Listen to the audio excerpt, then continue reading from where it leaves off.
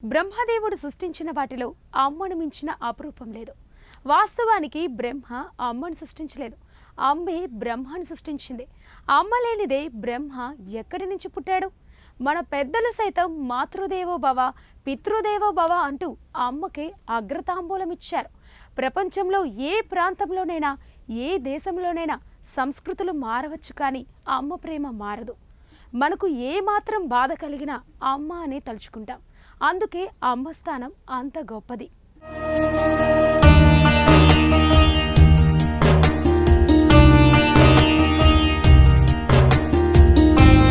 అమ్మ ఆ పదంలో ఆప్యాయత, అనురాగం, ఆనందం, ఆత్మీయత, ఆదర్శం, కమ్మదనం, తీయనిదనం, ఇంకా ఎన్నెన్నో. ఎంత చెప్పినా తక్కువే. మాటలకు అందనిది అమ్మ ప్రేమ. కడుపులో నలుసుపడిన నాటి నుంచి నవమాసాలు ఎన్నో సంఘటనలు ఎదుర్కొని తన రక్తమాంసాలు పంచి అమ్మ పునర్జన్మనెత్తుతూ బిడ్డకు జన్మనిస్తుంది. పొత్తిళ్లలో పసికందును చూసి ప్రసవ వేదనను మర్చిపోతుంది. అమ్మంటే తెలుసుకో, జన్మంతా కొలుచుకో అని ఒకరు ఎవరు రాయగలరు అమ్మ అను మాట కన్నా కమ్మని కావ్యం? ఎవరు పాడగలరు అమ్మ అను రాగం కన్నా తీయని రాగం అంటూ మరొకరు అమ్మ గొప్పదనాన్ని తన పాట ద్వారా వ్యక్తం చేశారు. అమ్మను మించిన దైవం ఉందా? అవును, మరి అవతారమూర్తి కూడా అమ్మకు కొడుకే కదా.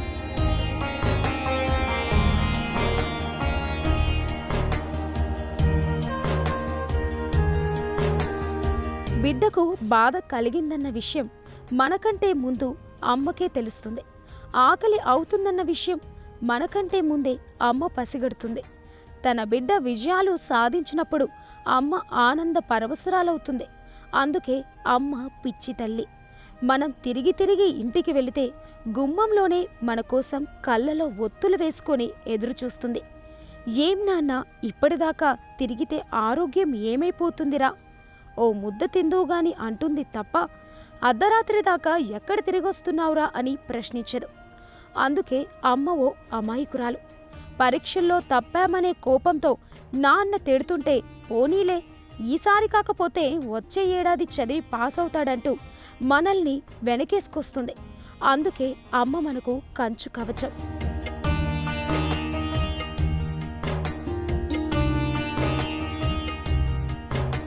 మనకు ఏమాత్రం ఒంట్లో నలతగా ఉందంటే చాలు విలవిలలాడిపోతూ నిమిషానికోసారి బుగ్గల మీద, పొట్ట మీద చెయ్యి పెట్టి చూస్తూ అమ్మో బిడ్డ ఒళ్ళు కాలిపోతుందంటూ అంత మాత్రానికే ప్రార్థించని దేవుడుండడు. అందుకే అమ్మ చాదస్తపురాలు. సంగీతం, సాహిత్యం పరంగా మాధుర్యంలోనూ అమ్మ లాలిపాటకు మించింది ఏముంది? ఏ సంగీత విద్వాంసుడు అమ్మలా పాడి నిద్రపుచ్చగలడు? అందుకే అమ్మ సంగీత కళానిధి. స్కూల్ ఫీజులు కట్టాలన్నా, మనకు ఇష్టమైనవి కొనుక్కోవాలన్నా, బలాదూర్ తిరుగుళ్లకు డబ్బులు కావాలన్నా మన తరఫున నాన్నతో నానా తిట్లు తిని అవసరాలు, సరదాలు తీరుస్తుంది. అందుకే అమ్మ రాయబారి.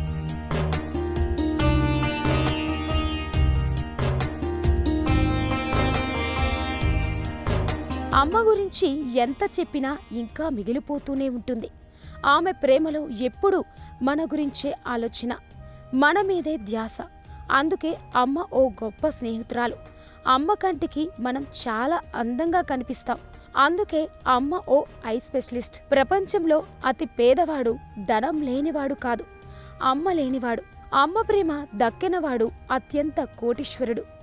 బిడ్డను ప్రేమగా చూసే ప్రతి తల్లి మదర్ తెరిసాయే. బిడ్డను ప్రేమగా చూసే ప్రతి తల్లి మదర్ తెరిసాయే. నడకే కాదు, నాగరికతను నేర్పిస్తుంది అమ్మ.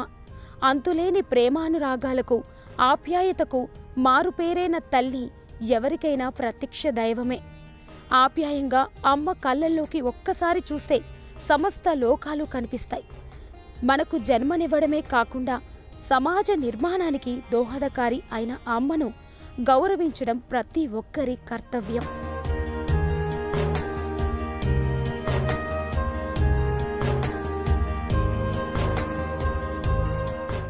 అమృతం ఎలా ఉంటుందో తెలియదు, కానీ అమ్మ ప్రేమ ముందు అది దిగుదుడిపే. ఆమె ప్రేమ ఈ ప్రపంచాన్నే మరిపింపజేస్తుంది. ఆ పదానికి అంతటి మహత్యం ఉంది. అంతేకాదు దేవుడు అన్ని చోట్ల తాను ఉండలేక అమ్మను సృష్టించాడంటారు. ఈ విషయం తెలుసుకొని మనం జన్మనిచ్చి ఇంతటి వారిని చేసిన దేవతలను కళ్ళ ముందే ఉంచుకొని కనిపించని ఆ దేవుడి కోసం గుళ్ళు గోపురాల చుట్టూ తిరుగుతాం.